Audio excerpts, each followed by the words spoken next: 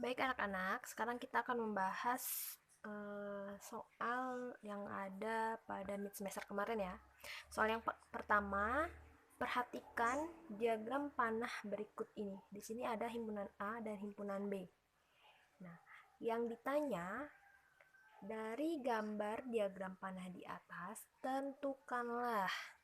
Jadi kalian tentukan jawaban dari A, B, C, D. Bukan dipilih salah satu jawabannya, karena ini bukan soal pilihan ganda. Nah, sekarang yang pertama, apakah termasuk relasi atau fungsi?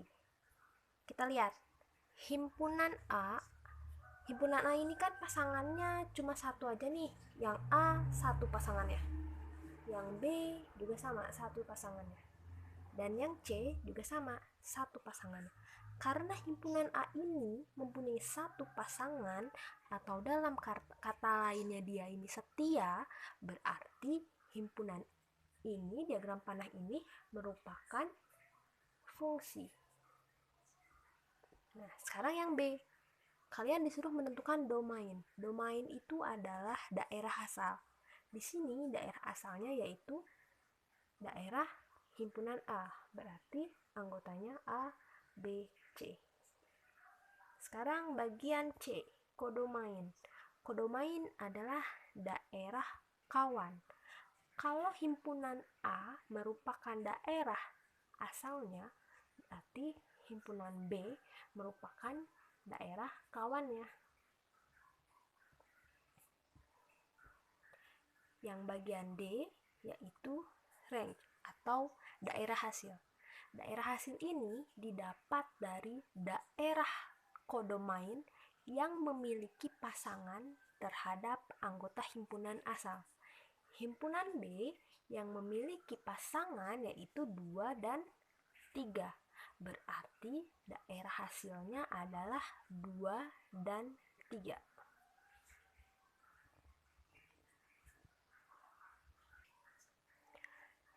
Sekarang yang nomor 2. Suatu pemetaan dirumuskan dengan fx sama dengan 2x ditambah 5. Dan daerah asalnya adalah seperti ini. Masih dinotasikan dengan notasi himpunan ya. Pada materi kelas 7 masih ingat kan? Nah, karena daerah asalnya masih berbentuk notasi pembentuk himpunan, berarti kita tentukan dulu nih daerah asalnya siapa saja. Ada syaratnya di mana X sedemikian sehingga X kita tarik tanda bantu menjadi B kan, lebih besar sama dengan negatif 1 dan X jadi K lebih kecil sama dengan 4, di mana X ini adalah bilangan bulat. Bilangan bulat kan awalnya dari 0, 1, 2 dan seterusnya ya. Berarti X-nya ini lebih dari sama dengan, ada kata sama dengan, berarti negatif satunya diikutkan. Dan kurang dari sama dengan 4. Berarti yang paling ujungnya adalah positif 4. 4-nya diikutkan karena ada tanda sama dengannya. Nah, kita tulis nih titik-titik tengah-tengah ini. Berapa sih bilangannya? Ketikkan 0, 1, 2, 3. Ini adalah daerah asalnya. Sekarang di soal nomor 2 ini yang ditanya adalah daerah hasil atau range-nya. Caranya, kita tulis rumus yang ada di soalnya, rumus fungsinya sama dengan 2x ditambah 5. Tadi daerah asalnya adalah ini ya, 2, 3, 4, 5, ada 6. Sekarang kita tentukan dulu untuk fungsi negatif 1, hasilnya berapa? Berarti karena X-nya diganti dengan negatif 1, otomatis X yang ini juga diganti ya. Nah, sama dengan 2 dikali negatif 1, negatif 2. Negatif 2 ditambah 5, sama dengan punya hutang 2, dibayarnya 5, 3. Oh, berarti hasilnya adalah 3. Sekarang selanjutnya, fungsi 0. X-nya kita ganti 0, berarti jadi 2 dikali 0 ditambah 5. 2 dikali 0, 0 ditambah 5, jadinya 5. Fungsi 1, yang ini sekarang. Rumusnya tetap pakai ini ya. Pokoknya kalau X yang di dalam sini diganti dengan bilangan bulat, berarti semuanya harus diganti. Jadi 2 dikali 1 ditambah 5. 2 dikali 1, 2 ditambah 5, 7. Fungsi 2. 2 dikali 2 ditambah 5. 2 dikali 2, 4 ditambah 5, 9. Fungsi 3. 2 dikali 3 ditambah 5. 2 dikali 3, 6. 6 ditambah 5, 11. Fungsi 4. 2 dikali 4 ditambah 5 sama dengan 2 dikali 4, 8. 8 tambah 5, 13. Sehingga daerah hasilnya adalah 3, 5, 7, 9, 11, 13. Nah, daerah hasilnya kita tulis seperti ini ya. Jadi, daerah hasil atau range-nya adalah 3, 5, 7, 9, 11, dan 13. Soal yang ketiga, diketahui barisan aritmatika 9, 5, 1, negatif 3. Tentukan suku ke-25. Berarti cara menjawabnya kita tentukan dulu U1-nya ya, suku pertamanya, yaitu 9. Kemudian karena aritmatika, kita tentukan bedanya. Beda itu adalah U2 dikurang U1. Sama dengan U2-nya 5. 5 dikurang 9 sama dengan negatif 4. Nah, setelah udah ketemu U1 dan B-nya, kita masukkan ke rumus UN-nya. UN sama dengan U1 ditambah N dikurang 1 dikali dengan beda.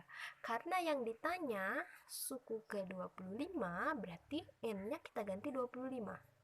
Sama dengan U1-nya 9 ditambah N. M-nya 25. 25 dikurang 1 dikali B. B-nya negatif 4. Sama dengan, kita selesaiin dulu nih yang ini. 25 dikurang 1, 24. Dikali negatif 4. Sama dengan, kita selesaikan dulu yang ini. 24 dikali negatif 4. 24 dikali 4, 96. Positif dikali negatif, negatif. Berarti 9 dikurang 96 sama dengan negatif 87. Jadi suku ke-25-nya adalah negatif 87. Soal yang terakhir, yang keempat, diketahui titik A 4,3, B 3,1, C 2,2, dan D negatif 3,2. Yang A, gambarlah koordinat kartesiusnya, dan yang B, tentukan letak koordinatnya, letak kuadrannya. Nah, ingat, ini pelajaran SD ya, kelas 5 atau kelas 4, kita akan menggambar titik-titik A, B, C, D ke dalam bidang koordinat kartesius seperti ini. Nah, harusnya kalian yang nomor 4 ini semuanya sudah benar loh. Karena tinggal mengulang aja pelajaran SD ya. Sekarang kita tentukan dulu titik A, yaitu 4,3. X-nya itu 4. Dan Y-nya adalah 3. Jangan kebolak-balik ya. Tentukan X dan Y-nya. Sekarang kita gambar. X-nya 4. Ingat, sumbu X itu yang ini. 4. Berarti di sini. Ya kan? Dan Y-nya 3. Sumbu Y-nya 3. Positif, berarti kita ke atas. Tarik garis sampai ke titik 3. Nah, ketemunya di sini. Berarti ini adalah titik A. Titik B-nya X-nya 3 dan Y-nya negatif 1.